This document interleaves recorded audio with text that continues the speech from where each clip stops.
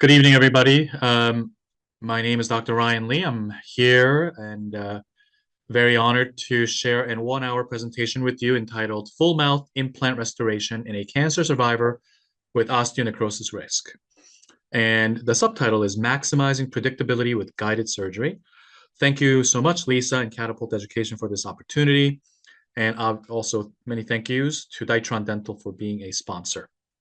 Again, my name is Ryan Lee. I am a general dentist with some implant training. I've been doing implants for about 15 years, and I am a founder and CEO of a small group of private practices in New England, as well as a implant live surgery didactic course called Linkstone.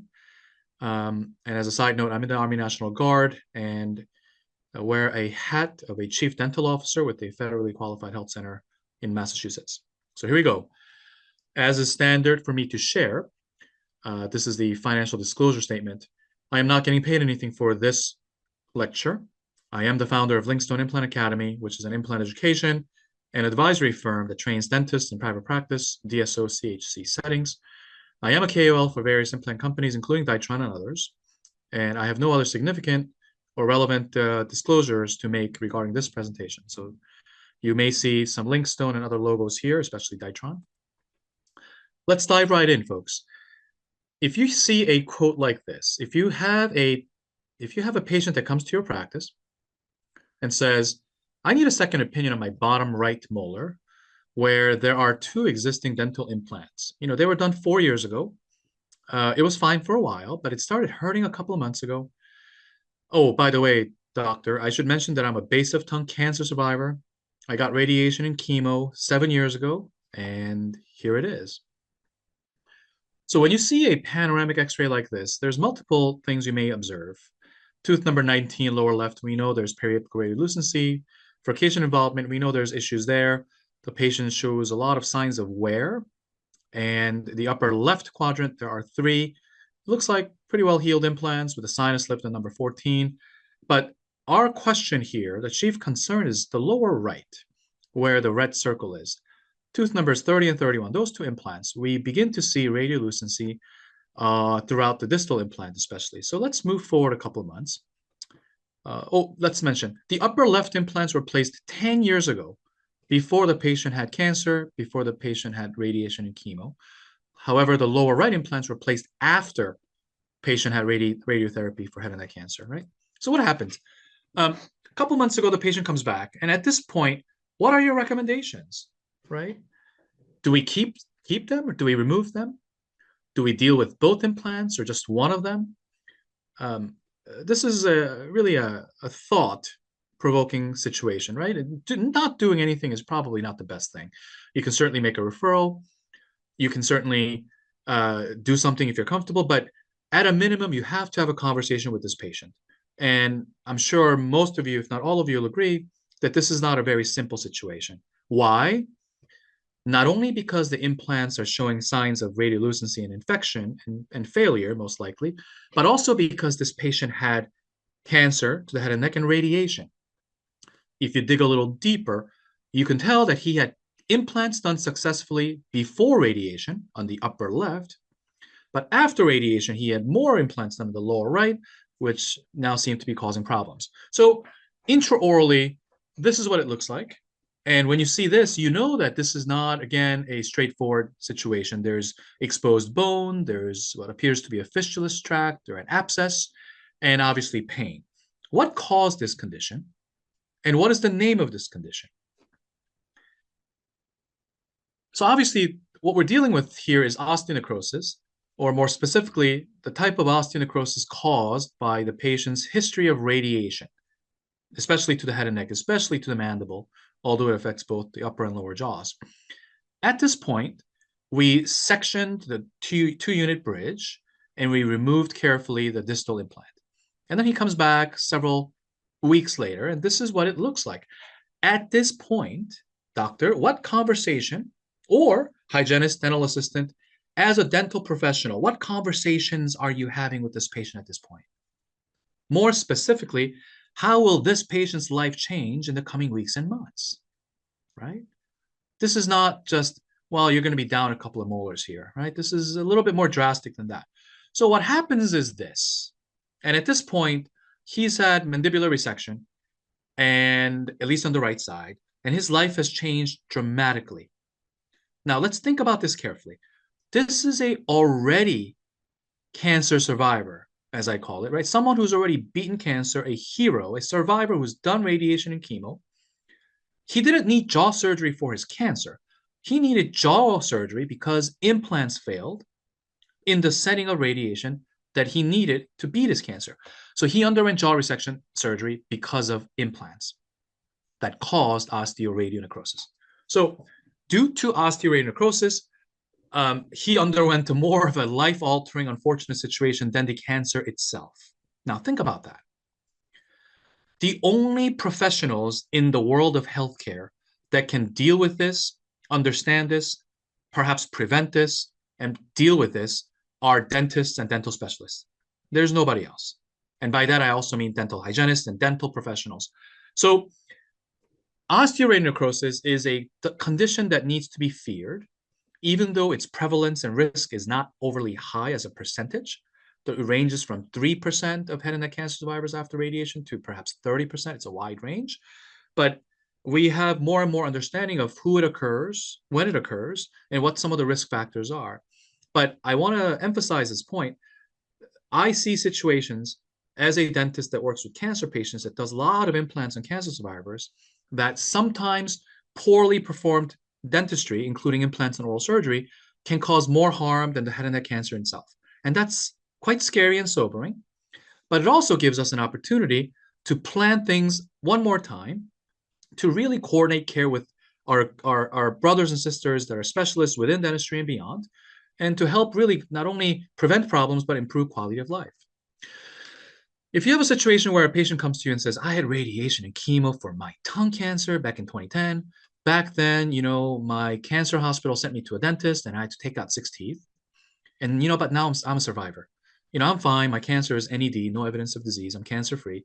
But, I kind of miss those 6 molars. I want to eat better and chew better. Can you place implants for me, Dr. Lee? This is a very common scenario, right? So which patients after radiation are candidates for safe implantology, and which patients are at higher risk? All of them, some of them, none of them? How do you decide? Really, it comes down to a multitude of factors, but thinking backwards, at a minimum standard, we want to avoid the worst case scenario. We don't want dental implants, which are very important. We don't want dental implants to be the reason why somebody loses part of their jaw and has a life-altering experience, right? And these are cancer patients and survivors, right? They've been through a lot already. So how do you prevent osteoradionecrosis? ORN itself is, a many hours long lecture that I'm often asked to give. But in general, the dose of radiation that the patient got for his or her cancer needs to be lower than a certain threshold. For me and my practice, lower than 50 grays or 5,000 centigrays renders most areas of the jaw relatively safe to conservatively perform oral surgery, whether it's an extraction, bone grafting, or implant placement. And I do platelet-rich fibrin, PRF, PRP as well. Meaning, it doesn't mean that just because it's lower than 50 grays that you're going to completely eliminate the risk of ORN, but you will certainly have a lower chance of it. I will say that the mandible has a higher risk of it than the maxilla because of bone density, blood supply, oxygen supply, and that the posterior mandible is especially a high-risk area, while the anterior maxilla is the lowest risk, meaning in either jaw, the back of the jaw is higher risk, the front is lesser, and among the two arches, the mandible is some arch that poses a higher risk. And so it comes down to blood supply, blood supply, blood supply. As Marx talked about it many decades ago, without blood supply, you're not going to achieve proper healing, delivery of healing cells for not only osseointegration of the implant, but just, closure of the gingiva, right? And so there's something called dosimetric dental contouring that we've done. And so we can work with radiation oncologists and radiation physicists in a cancer center to retroactively measure and calculate how much dose of radiation somebody got before we make an assessment regarding their implant risk. So I'm giving you sort of a high-level view of how cancer and oncology is connected to dentistry and implants and what we can do. And only dentists that have an understanding of some of these can provide a great quality of life improvement for our patients. Just yesterday, in the Journal of Clinical Oncology, this is a medical journal with a pretty high impact factor, there was an article, this is yesterday, May 1st, that talked about the development and standardization of ORN classification systems in head and neck cancer. So this is still a live area of research, but it does say that smokers have a higher risk, perio disease has a higher risk, but at the end of the day, it's the dose of radiation that the patient received. Here it says 60 grays is really anything higher than that is a pretty high marker. In the same article, yes, in the same journal publication yesterday, there was another ORN-related paper that talked about how just managing conservatively osteoradionecrosis can, just involving debridement and antibiotics, can cost between $4,000 to $35,000, and there was cases of even $74,000. And that's not including implants. That's just managing the ORN. And so we as dentists that place implants, by just doing a little bit more in understanding the patient's medical history, cancer history, radiation dose delivered to the area of the mandible or maxilla, can potentially avoid $30, $40, $50, $74,000 of work just to deal with the complication. Again, this complication occurs not really because of a direct result of the radiation, but as a direct result of the radiation to the jaws, plus invasive dental procedures done in a high-risk area. And so can you imagine when we have patients like this, and they come back for us wanting implants, they're cancer survivors. If we don't take it seriously, we can cause a lot more harm than good. Now, I do want to be clear that osteoradionecrosis has a similar but different etiology and pathophysiology as osteonecrosis of the jaw, which most people know as Bronge or MRONJ. And those are caused by medications such as bisphosphonates, which I'm sure most people here are familiar with. I do want to say it's different from osteoradionecrosis, ORN, but it's worth noting that this is also an area where we dentists can make a big difference. Even folks on oral bisphosphonates, Fosamax, which are very common patients with osteoporosis, there is some very low risk of the need to do oral surgery and implants carefully. And there's medium risk on monoclonal antibodies, and the high risk on IV bisphosphonates like Zometa. All right. So in this situation, you want to consider how much of the drug is in the body, how many doses, how many months have the patient been on this medication, how many years, and please know that the half-life may not work. Now, a drug holiday may not work because the half-life of some of the IV stuff can be as long as a decade. So it's not feasible for me to tell a patient, sorry, you have wisdom tooth pain, number 17 needs to be extracted, but let me put you on a drug holiday, come back in a decade, and I'll take out the wisdom tooth. That obviously doesn't work. And so you really need to think about the modality. You know, was it the route of administration, was it IV or oral, and what type of bisphosphonate or anti-resorptive medication it was. And so we need to make a risk assessment here. Back to implants in high-risk patients, including cancer survivors. The reason I'm able to take on these patients as a general dentist is because I did a dental oncology fellowship in a cancer center called Memorial Sloan Kettering in New York City. And it was a wonderful experience learning so much about how to deal with the oral needs of cancer patients, a lot of head and neck, but also breast cancer, prostate cancer patients, a lot of pediatric patients, a lot of folks with liquid tumors, a lot of individuals needing stem cell transplants for whom you need to do dental clearance, but also afterwards you need to deal with immune-related oral manifestations. And so it was a wonderful time that allowed me to really appreciate not only cancer and oncology, but also dentistry. I'm going to say something that I think only dentists and dental professionals can probably appreciate. These cancer patients, whether it's breast cancer, lung cancer, prostate, GI, head and neck, they go through hell to go through radiation, surgery, chemo, or some combination thereof. And they work with heroes, oncologists, surgeons, radiation, nurses, social workers. And at the end of that, they're survivors, and I call them heroes. But you know what so many of them want? These folks that had head and neck cancer, they had to lose 4, 5, 6, 10, sometimes all their teeth. Now that they're survivors, they want their integrity and dignity back. Dentures don't work, right? Removable doesn't work as well. Sometimes they have these big flaps from the skin, the forearm, and all this. It doesn't work. What they want is the ability to enjoy their meals with their friends and family, implants, bridges. And so dentistry, it becomes an incredibly powerful healthcare field for so many cancer survivors. So I just want to say that. If anybody here has any interest in working with cancer patients, please feel free to contact me at the end. I'll share my contact information. So early on in my fellowship, this is again July, residencies and fellowships start in July of every year, right? I remember there was a request for a panoramic from head and neck surgery, and I said, oh, okay. Well, looks like there's a lot of bone loss on number 18. I wonder what's going to happen to this patient. I know he has, base of tongue squamous cell carcinoma. The next time I saw him in a couple of months, this is how he looked. And so, again, it helps you appreciate how much these people's lives change. You got to beat the cancer. You got to be a survivor. But afterwards, again, what really matters for this patient 6 months, 12 months out is to get their teeth back, to be able to smile again, to be able to go out with confidence, to be able to go to a job interview again. And again, dentures here, even a well-designed removable partial won't fit, right? And so I do want to say that cancer affects the mouth and the head and neck area significantly, and dentistry has an incredible role to play in it. These pictures just speak volumes.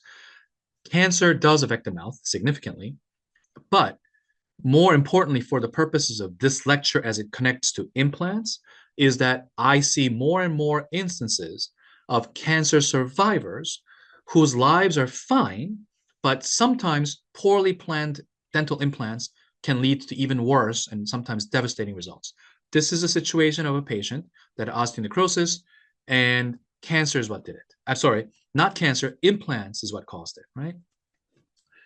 And so this information is available through organizations like MASC, ISOO. And so again, if you have any questions about this, I'm happy to share my contact information to help you better take care of some of these cancer patients you might see who need really high quality dentistry. All right. Okay. And I think I said dental oncology isn't just tongue cancer, oral cancer, folks. Really, the mathematical majority of folks that I see in my practice are actually folks with cancers outside the head and neck, right? And so it could be somebody with breast cancer that has exgiva, has an impacted tooth, needs to come out. How do I handle that, right? So on and so forth. A lot of examples of this. Perhaps one of the ways in which I've made a little bit of a niche name for myself in my 15 years of practice has been the willingness and the ability to take on patients needing dental implants, even in the setting of radiation, with a heavy emphasis on preventive care, meaning preventing osteoradionecrosis, and if it occurs, learning how to manage it either in my practice or in combination by referring it to other specialists. But that has been a wonderful practice for me to be able to perform implants in patients that are high risk. And so I'm not going to go too much into depth about all of these oncology-related slides, but I do want to say that dental oncology is a wonderful field. I don't think it will be a full-time job for too many dentists, but there are an increasing number of cancer patients who are now living longer thanks to modern science. And because they live longer, living with a full denture or partial denture for 20 years is different than living with a partial denture for 5 years. And so as these long-term survivorship issues come to the forefront, we dentists, especially those performing implants and comprehensive care, will be more and more in need. Okay. And so I'm not going to read these boxes, but there's countless examples of cancer patients and survivors whose specific dental needs bring them to my offices. Some of them drive across the bridge to New York City. Some of them fly. Some of them, people have come from the Middle East and outside the country to work with us. And one thing led to another, and I have several offices in New England as well. And so it's been a wonderful blessing to be able to work with cancer patients needing dental implants. So dental oncology is not just cancer screening. It's not just looking at the tongue and the gums to look for oral cancer, which is, by the way, very important.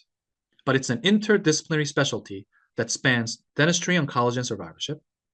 And it's a subdivision of dentistry that focuses on the management of patients before, during, and after their oncology journey. So pre, peri, post cancer. Pre, peri, post surgery, radiation, chemo, transplants, and there's a lot of combination and more customized therapy these days. And so this is what I do. This is what I do. based on the model where a general dentist is the quarterback behind comprehensive treatment planning execution for any dental patient. I consider my role to be the quarterback for cancer patients needing dental care. And of course, there are things that I need to refer to specialists, perio, OS, peds, ENT, but I will help to coordinate that care with the goal of preventing and managing and treating and communicating and advocating for these cancer patients as needed. And so this is a practice in New York City dedicated to dental oncology. And yeah, we've built up this practice over the last 10 plus years, and we have a healthy referral stream from other practices, word of mouth, as well as area hospitals. And working with high-risk patients means you got to do more homework. And so just, outlining a treatment plan doesn't mean, Mrs. Smith, this is what we're going to do, 5 crowns and 2 implants, whatever, $8,000, $15,000, whatever it is. It's a lot more than that. Communicating with other medical professionals, which, by the way, I've come to realize the more complex some physician or surgeon is in terms of how impressive their work is, I find that the more impressed they are in appreciating what we do as dentists. And having just a little bit of time and the willingness to spend and go deeper to take care of some of these high-risk cancer patients makes them appreciate our jobs even more. And so I do want to say that as a kudos to our profession. My first implant, 15 years ago, took over 3 hours. That's literally a picture of my first implant that I did, right?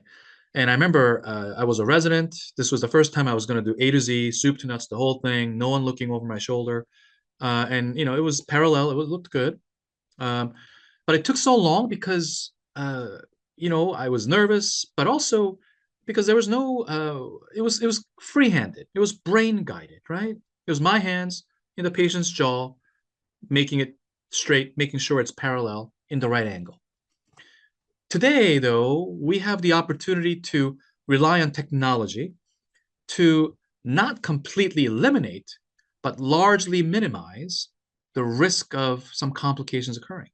And that's obviously guided surgery, which requires just a couple of files, right? It's like, I was emailing a couple of files to a friend today, a PDF and a Word document. It's no different. If you have a DICOM file and a stereolithography file, then you can design the surgical guide and have a restorative plan. Alternatively, you can ask a technician, a dental lab technician, a digital one, to design the surgical guide and the restorative plan for you. And what that means is, although it takes extra work to do this, and actually extra fees and money, a full arch implant surgery, which used to take 3 to 4 hours, for me at least, can now take under an hour. And it also means for the patient, arguably more accurate surgery, less pain because the flap is not open or open less bleeding, more, faster post-operative recovery, right? Generally. Now, when it comes to a cancer patient that had radiation, chemo, where every time I open up that flap, I'm cutting off the blood supply temporarily, I am introducing the risk of osteonecrosis, am I not?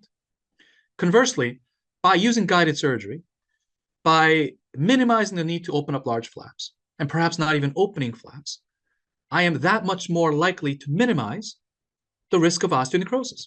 And the same applies for folks that have had Fosamax, denosumab, Prolia, Zometa, right? Medication-related osteonecrosis of the jaw. And so again, guided surgery is amazing because it makes our jobs easier and our lives a little bit less filled with headaches as dentists and surgeons and dental providers, because we can trust technology to help us a little bit. But let's think about what it does for the patient, right? It can actually quite literally minimize, again, not eliminate, but minimize risks happening. Please think back to that cancer survivor, the survivor of cancer who had implants done successfully, who lost major parts of his mandible because of implants. Innovation plus industry partnerships and data-driven evidence-based care, I think, is key. So I'm a big believer in innovation, which means you have to try new things, but you got to try new things that's based in the literature, right? It's okay to talk to other friends that are my dentists, on social media, say, hey, what are you using, man? What system do you like? That's fine. But you really need good, hands-on, active, proactive support from industry. And that's why I think Ditron is amazing. And I think Dytron will have an opportunity to share a little bit here as our sponsor, and also Catapult Education, making these webinars and educational opportunities so readily available. I think it's incredible. And so I love where we are in dentistry today in 2024, that we can marry technology, industry partnerships, and evidence-based care to really, really tremendously improve the lives of our patients, even those with high risk, even cancer survivors, right? So if you plan implants, you can do a lot of things, right? We can do zygomatic implants. We can do a combination of things. We can do same-day restorations. We can do same-day float. And so the opportunities are limitless, but it does mean that we have to think carefully about treatment planning and getting back to the basics in terms of modalities. Things like, what kind of bone density am I going to place this implant in, right? What's the blood supply like, right? Should I over prep or under prep the osteotomy? Should I use an aggressive threaded implant or a more conservative one? Which implant system should I use, right? Should I torque it a little extra, get it to 50, 60 Newton centimeters, or should I stay conservative at 25, 30, 35? What do I graft with? Which materials, right? Do I load a temporary on day one and possibly risk a little bit of delayed healing, or do I wait? Do I give the patient a complete denture? Do I keep a couple canines and give them a partial denture? Or do I load on the same day and tell them 1 day teeth? It's a wonderful opportunity. So in my practice, I've had the privilege of marrying dental oncology, cancer patient care with dentistry, with implants. So in dental school or hygiene school or in your training, you may have heard that some patients need dental clearance before medical procedures, right? Before heart surgery. You got to make sure there's no infected teeth and you need a cleaning. We all get it. You may have heard that before cancer patients go through their cancer treatment, you got to give them a cleaning, give them a fluoride tray. Those are important. But I'm telling you, dental oncology clearance can be a lot more than that. In my practice, dental oncology clearance always considers the effects of missing teeth and whether we can do implants or not. And for most people, we can do implants. If we are able to do implants, is it lower risk to do it now before chemo and radiation start? Or is it lower risk to do it a year after radiation is done?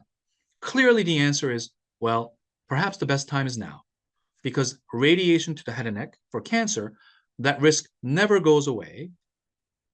Just as a reminder, it actually gets worse the longer somebody lives life as a survivor, because the blood supply that was affected by the toxicity of the radiation is a gift that keeps on giving, as one of my mentors at NYU, Dr. Miriam Robbins, used to tell me, right? So this is an example of a patient where in 1 2-hour visit, not only did we do the cleaning, we took out teeth, placed implants through a guide, placed custom abutments, and loaded a temporary PMMA so that now this patient is ready to get his 6.5, 7 weeks of head and neck radiation to beat her cancer, right?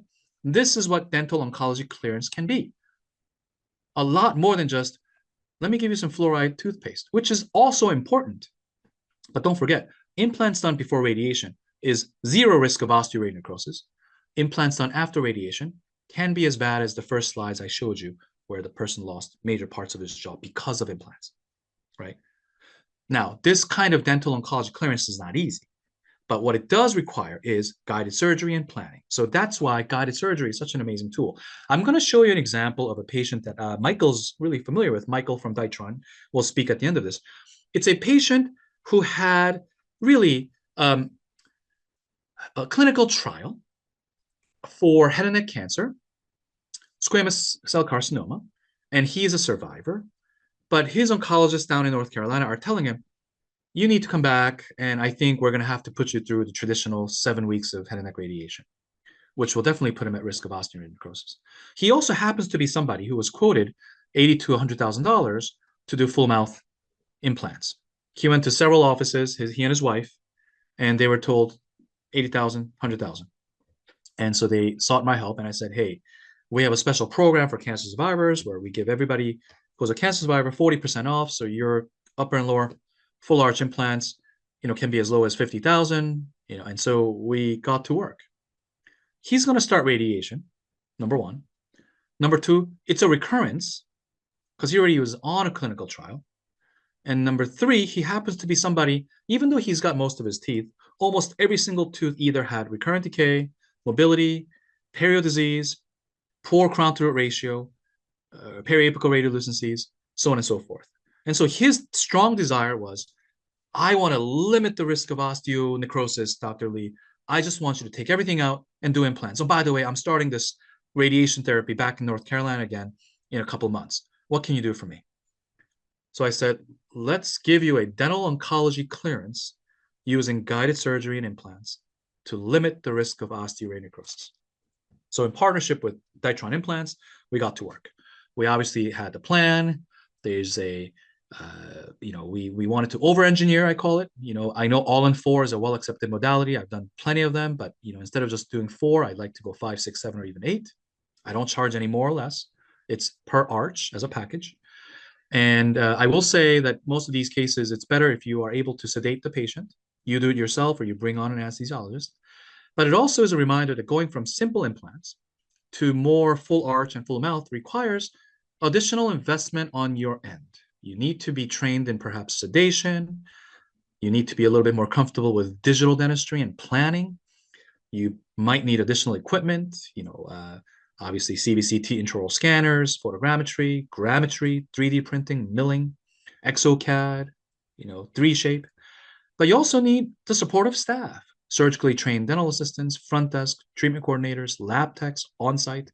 And so it does require investment on your end. But if you're willing to do this, then at some point you'll realize that dental implants become easier. The actual surgical execution and restorative performance is not as hard as the actual treatment planning and thinking about the medical history and risk assessment of patients, not just cancer patients, but everybody, right? So, but back to this gentleman, we were able to use guided surgery, take out the teeth, graft, and place, 12 implants. And we got great torque on 10 out of 12. I wanted to be a little conservative on one of them on each arch. So we put the cylinders and he can walk out with, a really good looking set of teeth. And so this is what I call dental oncology, but more specifically, the intersection of the best of what dentistry and implantology can offer today, plus the willingness on us as healthcare providers to go a little bit deeper, to think more closely about how we can improve the lives of these patients by doing a little research, picking up the phone and calling the cancer center and saying, hey, my name is Dr. So-and-so. My name is so-and-so hygienist. In my care, I have a mutual patient named, whatever, right? Robert Smith. And I want to make sure that I can do some implants, but I want to discuss with you whether the risk of osteonecrosis in the lower right mandible, it's tooth number 30, whether that would incur high risk or medium risk or low risk. Would you like to have a conversation with me on that? And they would be blown away by that, right? Because 9 times out of 10 dentists don't do that because they don't have time for that. I will also say, if there's any hygienists on this meeting, hygienists have an incredibly powerful opportunity to really change the lives of not only preventing cancer, finding lesions early, but also being part of this life-changing implant work in patients even after radiation, chemo, and stem cell and surgical resection. So his life has dramatically changed, right? This already one-time cancer survivor hopefully will never have dental complications again. I hope, right? I hope he never needs jaw surgery. He'll never get a cavity because there's no more teeth, right? Yes, his implants definitely need regular maintenance, but essentially his risk of osteoradionecrosis because of an extraction, because of a failing endo that needs to be pulled, because of a molar that's fractured, is essentially zero. Yes, there is a risk of peri-implantitis, mucositis. There always will be. The soft tissue is a real living thing. We know that. But his risk of osteoradionecrosis, because dental work needs to be done in an area where he got too much radiation for his cancer, is essentially zero. And that's what I'm proud of here. But it's only possible because of what I said: innovation, industry partnerships, and the willingness to go a little deeper for some of our patient population. So I'm going to share a quote here from a good physician buddy of mine. He's a trauma surgeon. He's a critical care trauma surgeon out in the Midwest. He's in Madison, Wisconsin. And he says this about dentists. He says, you guys do microsurgery on awake patients who spin and move all day long, and a filling only costs a few $100. He's astounded that a filling might only be $200, $300 when we dental professionals work in a tiny dark hole doing microsurgery, right? We're cutting stuff all day long. Even a cavitron cuts, right? On patients who are not even sleeping, who spin and move. And so I share this quote because I think dental professionals will really have an appreciation for this, but we should also take pride in the fact that dentistry, dental hygiene, the dental profession is an incredible opportunity, and it's very challenging. But really, there's nobody else that can change the life of a cancer survivor. Some of these examples I showed you, that there's nobody other than a dentist that can do this, right? Let's be honest, right? So all of this requires planning. And I don't just mean telling your assistants, get a CBCT and get an intraoral scanner and email me the files and email it to the lab and let's get a guide back. It's a lot more than that. You got to plan, right?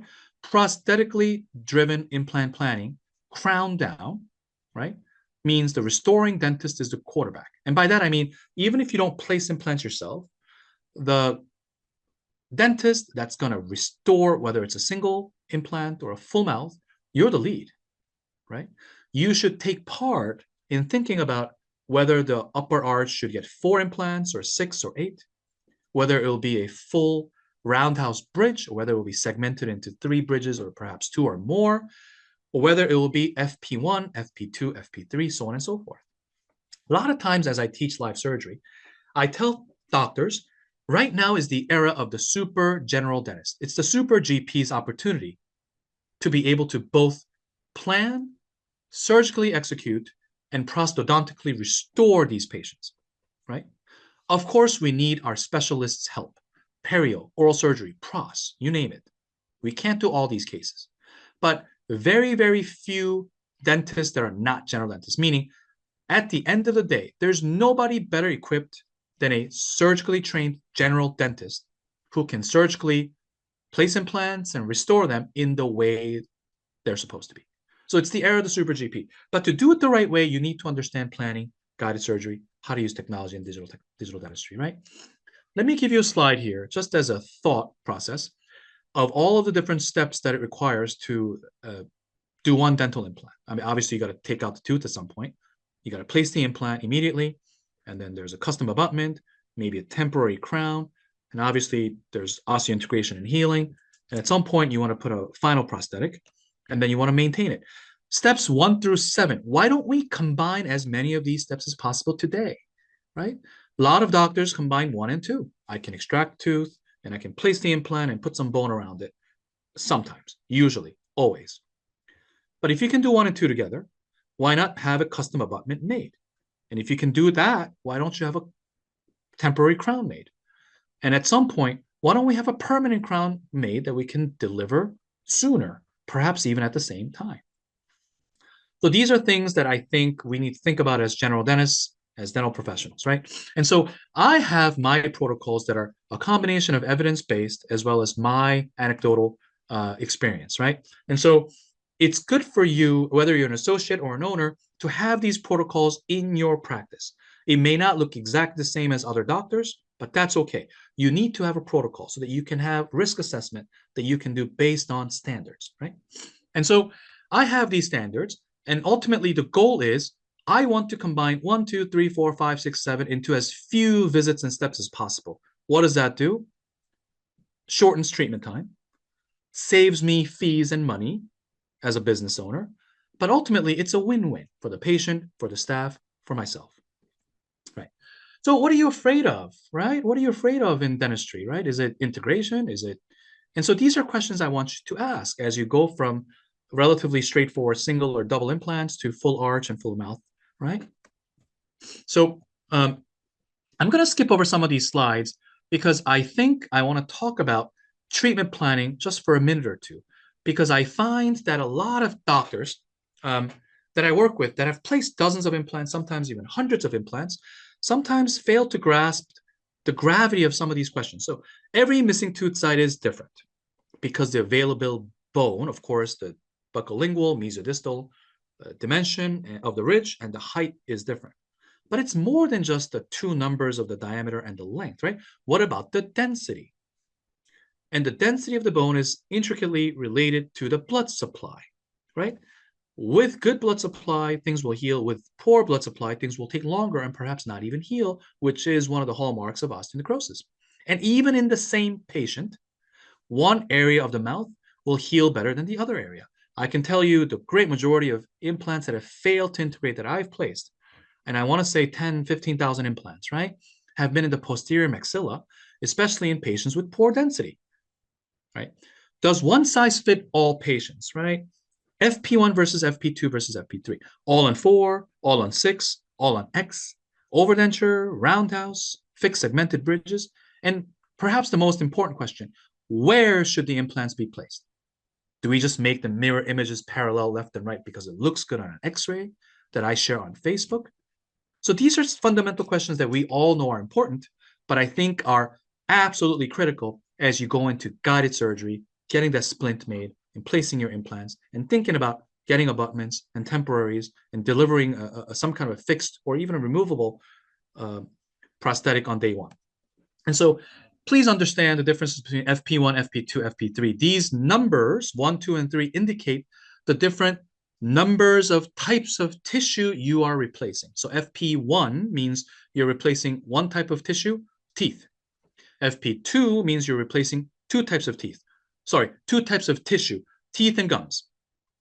FP3 means you're replacing three types of tissue, teeth, gums, and bone, right? And now you can start thinking about FP3.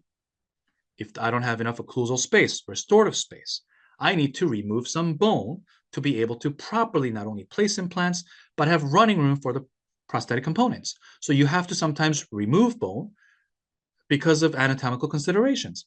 Other times, because of a high smile line, you need to make sure that the teeth are going to be in the right position. That's cosmetically pleasant. So you still have to remove some bone and do FP3. But I will argue that all too often, too many times, a lot of implant doctors are going straight to FP3 with the willingness to just remove bone without thinking about why. It makes our jobs easier because the ridge is flatter and cleaner, but it doesn't mean it's always good for the patient. So I do want you guys to understand when to go FP1, 2, or 3, and think about the pros and cons of each approach, right?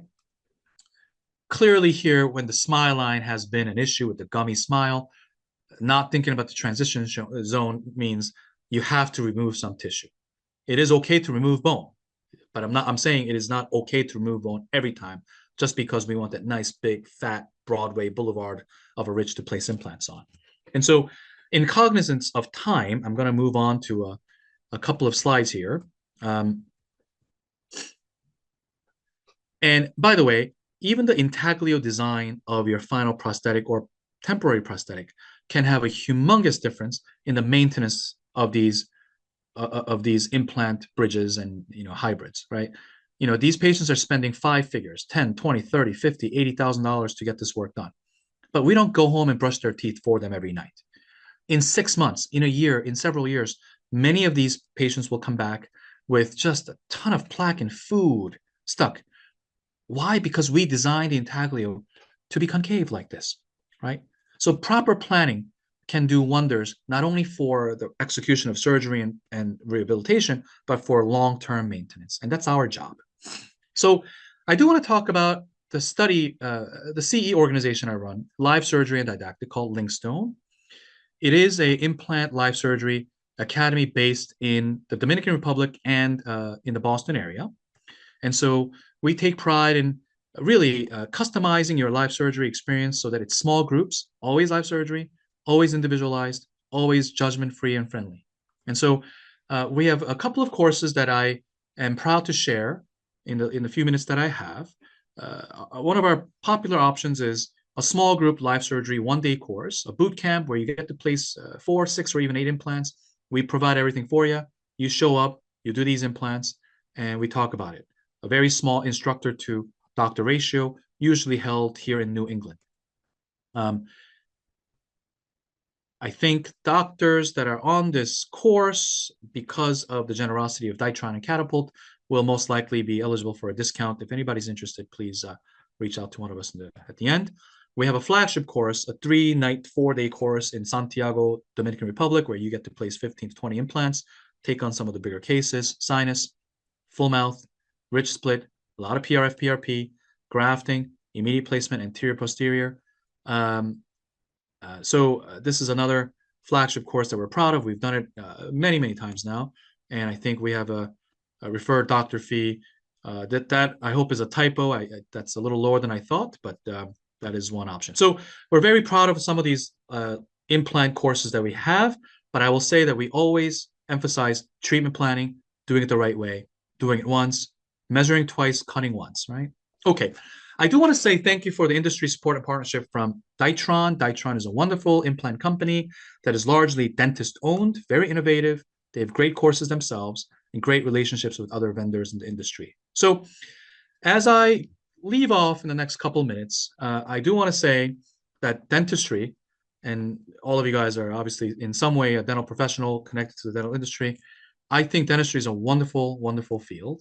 On the one hand, we can make a large difference in going to areas of high need. This is after an earthquake in Haiti. That is in a communist nation in Northeast Asia that I cannot talk about, between China and South Korea. Being able to do implants, and one day, doing dentistry, and one day the authorities tell me, stop doing dentistry and go make bread in a bread factory. So I said, okay. And I said, you guys know I'm a dentist. I said, no, go make bread. Dentistry has been a wonderful, wonderful field. This is a picture of me working with the dean of the only public dental school in Haiti. And he says, hey, Ryan, stop bringing your American dentists for 1-week trips to take out teeth on our people. That money can be better spent by sponsoring some of our young Haitian dentists so that they can get training in the US. So before I know it, I'm doing all this. And then I'm very proud the picture is not there. At one point, I had Haitian dentists sponsored to visit my office in New York and New England, and several of them have gone to dental school here in New England and have become dentists here in the US. Anyway, and so I want to say dentistry has been a wonderful, wonderful opportunity, and my ability to work with cancer patients, survivors, and to really be at the intersection of oncology and implants and technology has been a wonderful blessing and a privilege.